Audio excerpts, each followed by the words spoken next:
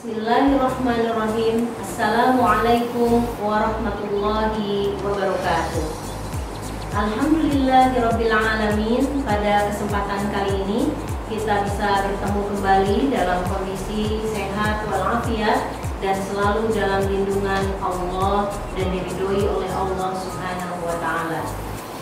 Pada kesempatan kali ini saya ingin berbicara sedikit menjelaskan mengenai konsep Islam berkemajuan, terutama sesuai dengan pandangan dan pengalaman Muhammadiyah, yaitu organisasi tertua di Indonesia.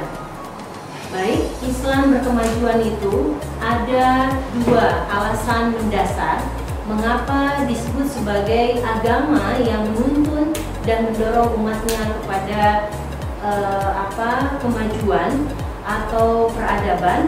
Yang pertama, karena ayat-ayat Al-Quran juga didukung oleh hadis Rasulullah SAW, juga dalam konteks contoh yang diberikan oleh Rasulullah sangat mendukung pada terwujudnya Islam yang berkemajuan.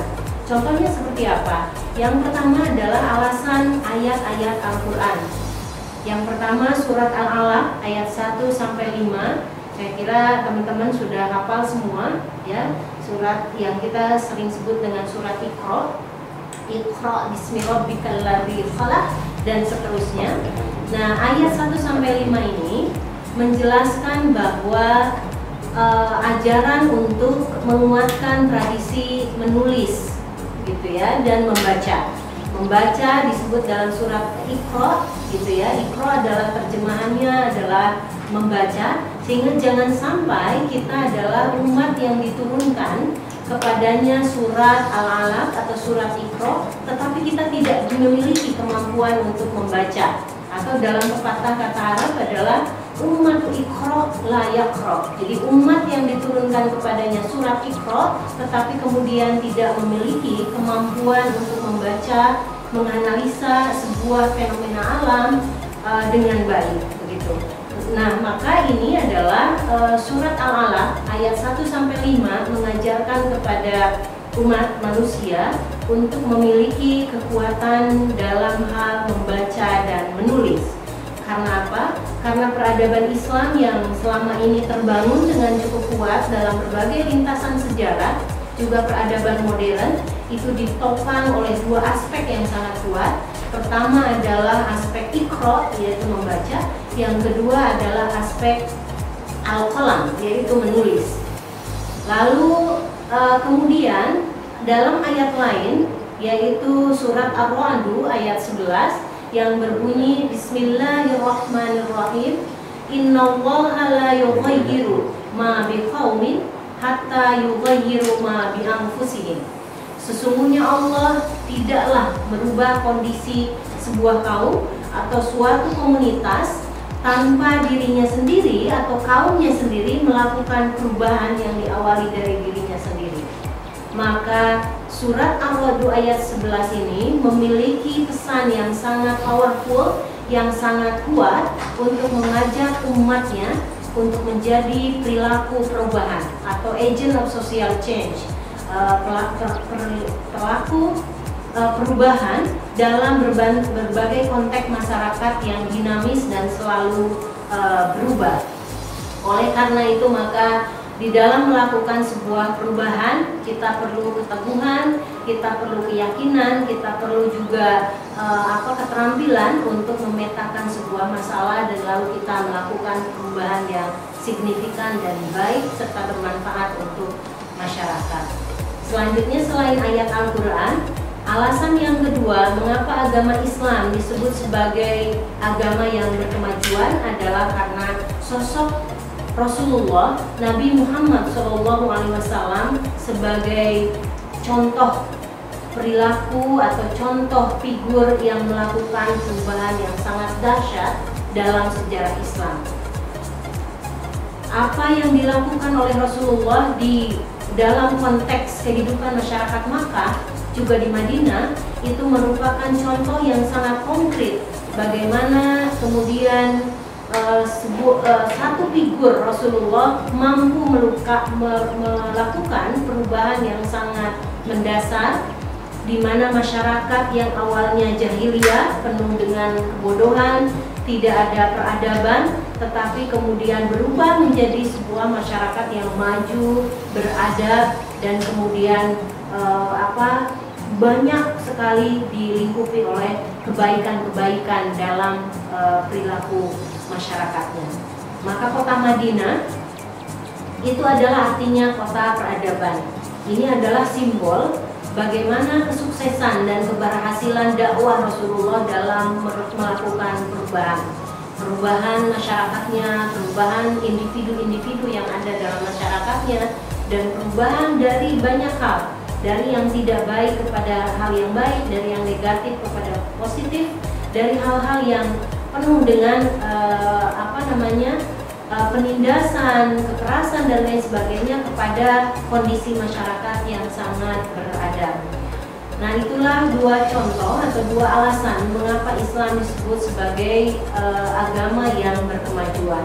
Selanjutnya, rumusan mengenai Islam berkemajuan. Sebetulnya poin-poin apa sih yang bisa membuat Islam disebut sebagai agama yang berkemajuan? Poin pertama adalah bahwa Islam berkemajuan itu menyebarkan benih-benih kebaikan, kebenaran, kemudian juga kedamaian dan kemaslahatan bagi seluruh manusia. Poin atau rumusan yang kedua adalah bahwa Islam berkemajuan menjunjung tinggi kemanusiaan dan nilai-nilai kemuliaan manusia, baik laki-laki dan perempuan, secara setara dan tanpa diskriminasi. Jadi bahwa mengakui dan juga menghormati bahwa laki-laki dan perempuan adalah setara dan dimuliakan oleh Allah Subhanahu wa taala secara setara. Lalu poin yang ketiga dari Islam berkemajuan adalah bahwa Islam berkemajuan adalah anti terorisme, anti peperangan, anti kekerasan, anti penindasan, dan juga anti dalam hal melakukan ketidakadilan juga ketidakjujuran dalam bentuk apapun. Misalnya apa? Sebagai contoh, korupsi, lalu eksploitasi alam, lalu kemudian penyalahgunaan kekuasaan atau penyalahgunaan wewenang dan lain sebagainya, itu adalah bentuk contoh dari Islam yang tidak maju atau tidak berkemajuan, sehingga itu bukanlah bentuk Islam berkemajuan.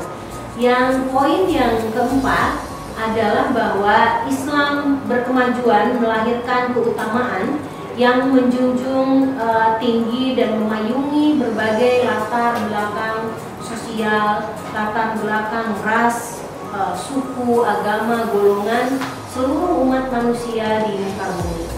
Itulah 4 pilar rumusan Islam berkemajuan, 4 poin rumusan Islam berkemajuan. Adapun 5 pilar penyangga Islam berkemajuan itu adalah yang pertama, tauhid yang murni. Jadi tauhid yang murni adalah pilar pertama dari Islam berkemajuan. Kita tahu semua bahwa tauhid adalah ajaran yang paling sentral di dalam tradisi Islam.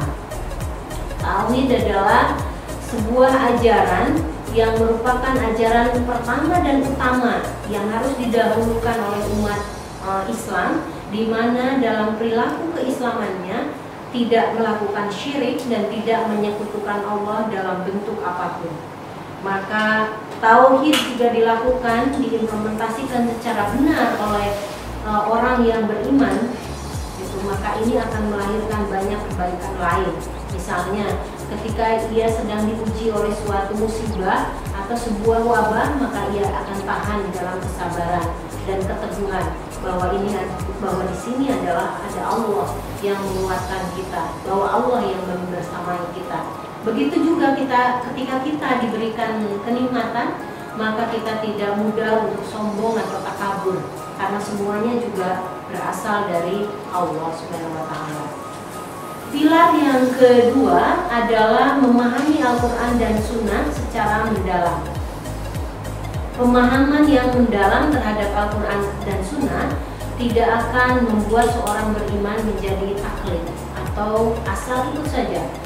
Jadi mengikuti sesuatu secara buta, mazhab tertentu secara buta tanpa tahu dasarnya, mengikuti ajaran tertentu, golongan tertentu secara buta tanpa tahu alasannya atau dalilnya di dalam Al-Quran dan Sunnah, maka pilar yang kedua ini akan mendorong umat Islam atau manusia untuk beriman secara akurat, tepat, dan juga secara sesuai dengan ajaran yang ada dalam Al-Quran dan Sunnah. Adapun pilar yang ketiga adalah melembagakan amal soleh yang solutif dan fungsional. Nah, hal ini adalah kita bisa lihat dari Muhammadiyah sebagai sebuah gerakan sosial di mana ia melakukan banyak sekali amal usaha di berbagai aspek, gitu ya, aspek sosial, pendidikan, kesehatan, ekonomi, dan lain sebagainya, dan itu memberikan kontribusi yang sangat kuat untuk masyarakat secara luas dan inklusif, terbuka untuk semua orang. Yang keempat, pilar yang keempat adalah berorientasi pada kekinian dan masa depan. Jadi Islam berkemajuan, salah satu pilarnya adalah tidak mengajarkan kita untuk selalu kembali ke masa lalu. Walaupun masa lalu itu penuh dengan kejayaan, penuh dengan kekuatan, tapi kita diajak untuk fokus pada masa kini dan masa yang akan datang. Bagaimana peluang-peluang yang ada saat ini, bagaimana peluang-peluang yang ada di masa yang akan datang, kita manfaatkan sebaik mungkin untuk melakukan kreativitas, inovasi, dan lain sebagainya yang memberikan manfaat seluas-luasnya untuk umat. Poin yang terakhir, jadi pilar yang terakhir dari Islam berkemajuan adalah bersikap toleran, moderat, dan suka bekerja sama dengan orang lain. Nah, Kiai Haji Ahmad Dahlan sebagai pendiri dan ideolog dari Muhammadiyah mengajarkan kita betapa ia merupakan sosok yang sangat toleran, sangat terbuka, sangat moderat, dan suka bekerja sama dengan orang dari berbagai lintas agama, lintas golongan. Ketika orang tersebut membawa perspektif yang bisa memajukan Muhammadiyah, membawa pengalaman yang bisa menguatkan Muhammadiyah, maka mereka akan diundang ke Muhammadiyah sebagai seorang tamu yang istimewa. Itulah sosok Ahmad Dahlan yang perlu kita contoh, dan itu menjadi pilar dari Islam berkemajuan. Baik, bagian terakhir yang ingin saya ulas secara singkat adalah mengenai Muhammadiyah sebagai contoh atau profil gerakan sosial yang mengimplementasikan Islam berkemajuan. Pertama adalah bahwa Muhammadiyah telah berhasil merubah masyarakat yang tadinya tradisionalis menjadi modernis. Saya kira semua kita bisa memahami apa yang dimaksud dengan modernis. Ini adalah bagian dari bagaimana sikap modern yang didasari oleh sikap yang rasional, yang objektif, yang terbuka dan inklusif terhadap banyak hal, perubahan yang dinamis. Yang kedua adalah merubah masyarakat yang tadinya buta huruf, tidak berpendidikan, tidak berperadaban, dan penuh dengan keterbelakangan menjadi literasi, menjadi sangat kuat literasinya, sangat kuat keinginannya untuk meraih pendidikan yang sebaik-baiknya. Lalu kemudian yang ketiga juga Muhammadiyah mencontohkan bagaimana sebagai sebuah gerakan sosial bisa membawa masyarakat dari kondisi yang kolot dan konservatif kepada masyarakat yang maju, rasional, dan objektif. Yang terakhir adalah bahwa Muhammadiyah memberi contoh sebagai sebuah gerakan.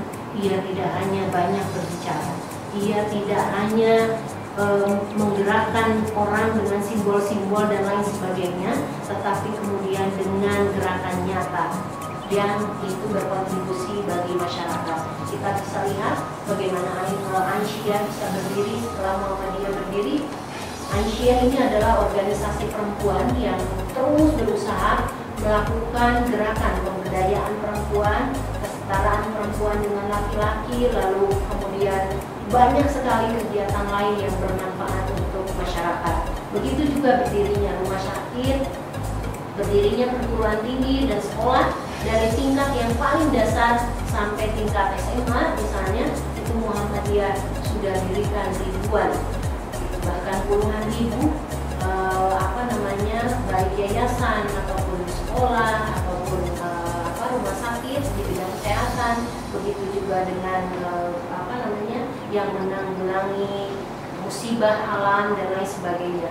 Jadi sangat sangat luas bagaimana contoh kontribusi dari Muhammadiyah sebagai sebuah gerakan yang mengimplementasikan Islam kemajuan.